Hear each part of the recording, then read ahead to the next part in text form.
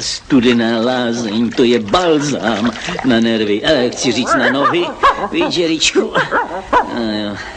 No tak co, mládenci, to byla krása, ten dnešní výlet, co? Ani mě to nepřipomínejte. Nebo snad nemáte dost? Ale jo, všeho. Vždyť jsem vám říkala, že to bude náramně hezká procházka. Tady byla náramná, to máte pravdu. Náramná byla rozhodně, nohy ani necítím. To bylo nejméně 15 kilometrů. A abychom nezlenivěli, uděláme si i odpoledne menší procházku, že už se těšíte. No už se ani dočkat nemohou.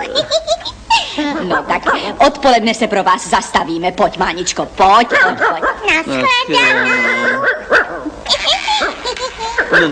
Ne, já tady nebudu. Já mám jenom jednu nohu, totiž jedny nohy, že ano. Je tohle nějaká dovolená? Ale taťuldo... To je pochodový cvičení. Tati... Co pak nejsem vetchý stařec potřebný odpočinku? Babinka má zřejmě v tělesné výchově nemalé zalíbení. Zalíbení? Babinka, ta snad pochoduje i ve spaní. Neříkej. No ano, to jinak není možný. Já jsem pokojný člověk, že ano. Já miluju klid, ticho. Černou kávu. Ano. A pak na olympiádu bez toho nepojedu. Tak potřebuji nějaký trénink? Nepotřebuji. Mankotej! Kdo sem postavil to umyvadlo? Ty osobně. No proto. A co chceš dělat? Máme snad před bábinkou potají prchnout a skrývat se v opuštěných lesích? Podívej se, řekl jsem, že tady nebudu, tak tady nebudu. Můj přítel Vošáhlo má na Růžovém vrchu chatu, úplně prázdnou. A je to daleko? Není. Zásoby máme. Stek taky? Ten taky. A kde vezmem klíč? Ten je v díře. Mezi trámky. Snadno se to pozná. Nahoře na štítě je namalovaný ten, jak v těch lesích v televizi ho vysílali. Rumcajs. Rumcajs. No tak jednoduše prima, taťuldo.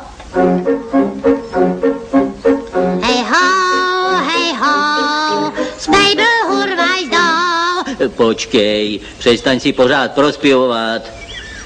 Prostudoval jsi tu mapu pořádně? Proč? Připadá mi to nějaký dlouhý. Tak se vydrž, tak jdem, hej ho. Počkej, pořád, to se lehko řekne. Ruksak mi to ale nenazdvihne. Taťuldo, vzmuž se.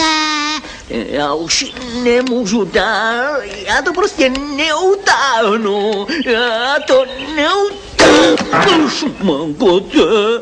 Co tady hledáš? Ale koukám, jako by mě vypadlo Eskimo. A já zase koukám, že se jim tady urodilo. Co pak? No tamhle, rostou jim na stromech kastroly. No, aspoň něco. Tohle mě nejde na rozum. Ten úsek tady vůbec není zakreslený. Tady akorát jezero nějakýho máchy.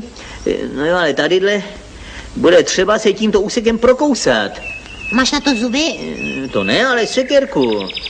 No jo, jen jestli to dokážu. To je džungle, tohleto, to je džungle. Pomoz mi. Kde seš vůbec? Tady. Kde tady? Tadyhle, co pak tě nevidíš? Co tam děláš? Čekám, jestli tě napadne, že bys mohl to křovíčko obejít. To seš celej ty. Kráčet cestou nejmenšího odporu. Samo sebou, že mi může napadnout to obejít. Jenomže to je vrcholně nesportovní obcházet překážky, že ano. To říkáš ty? No, samo sebou, že to říkám já. No ale... Hele, nemudrcuj a vykroč.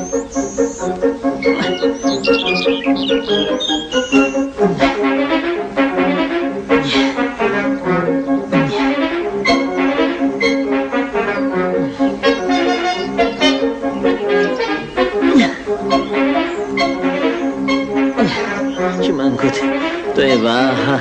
To by člověk nevěřil. Opatrně se posaď. Opatrně, vždyť mě to táhne dozadu a dolů, jak vidíš. Co jsi to dal do toho ruksaku? No jídlo. Neříkej, že jenom jídlo. Taky jsem myslel trochu na duchovno. Co? Na duchovno? Co pak duševno je tak těžký? Šmankote, že ty jsi mě tam narval celý 3 mušketýry a ještě po 20 letech. Simono, to ilustrované vydání ve 12 svazcích. Šmankote, to jsem si nikdy nepomyslel, že ponesu opuštěným lesem půlku knihovny. Nezoufej, taťulo, přidej, katě to sotva 3 kilometry. 3 kilometry. Už neříkám, až dobrý 2 hodiny. Vážně, ovšem vzdušnou čarou. Aha, no to je právě ono. A já na zádech tuhle tíhu. No, to už nevydržím. Taťuldo, ty to přece zvládneš. Vždyť tě znám, jaký seš bojár. Chci říct bojár. To víš, že to zvládnu pochopitelně, protože nejdůležitější je nestratit orientaci, že ano. Vědět, kam vykročit a pomoc. Taťulo, jestli jsi tu orientaci ztratil, tak tady nehledej. Neděli si šašky a pomoc. Co to děláš? Věděl, je to tady nějaký měkký. Já jsem ti říkal, musíš dávat pozor. Tady kolem potoka je tu samá bažina.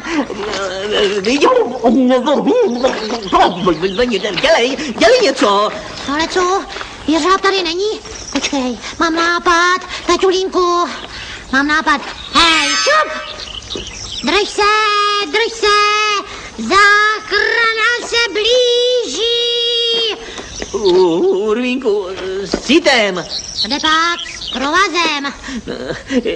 Jeminko, jde. Neboj, taťuldo, tohle určitě vyjde.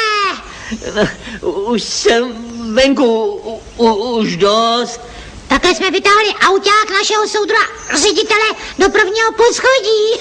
Povol. Jak si přeješ? No dělej. No dělám. Jsi říkala, abych povolil. Ale ne tolik tahej. Tahám. Víš? Rozhoupej se a vyskoč. No jo, jako v oči. Žebra mám nad rán z pobřišnice v tahu. Ty jsi mě dal. Vstávej, taťuldo. Vstávej, ono se řekne vstávej. Radši bych tě sek. A proč? Takový tejrání, kam se hrabe bábinka s těmi svými usilovnými pochody, to jsem si vybral. Ale byl to tvůj vlastní nápad, taťuldo. Vydrž. Vydrž. Už nemůžu. Jsme u cíle. Tamhle už vidím střechu Mošáhlovy chalupy. Konečně budeme mít vlídný krov nad hlavou. Co je to? Co je? Okno je otevřený, aby tak zloději. No to je dost, že už jdete. Sáně borový, pěkně hlazený. A zítra ráno si dáme 10 kilometrů po hřebenech. Že jsme vás ale doběhli. To není dovolená, to je trest za všechny moje hříchy. Počkej, ty zrádná Maruno, ty si to vypiješ. Za mě i za taťuldu. A ty zase za ty mušketýry. Ach jo.